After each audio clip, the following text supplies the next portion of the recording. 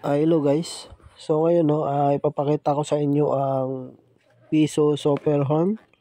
So PT7 ano. So ito nga pala is made in Taiwan. So Air Aero yung brand niya.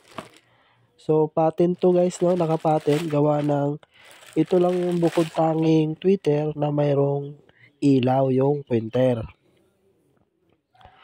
Yung specs niya 8 ohms 75 watts. So may built-in na siya na booster guys. So no need na siya ng capacitor kasi meron na siya sa ano. Pero pag sobrang taas yung amplifier nyo, mga 500 pataas, mga 502. So gagamitan natin ng capacitor para safety. Ito nga pala guys is plastic siya lahat no.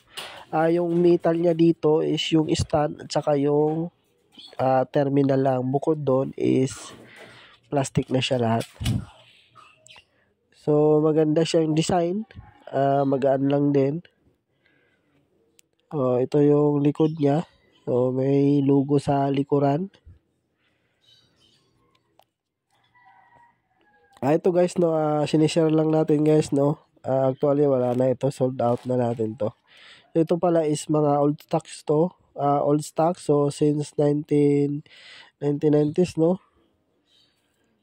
So ito na guys yung sound check.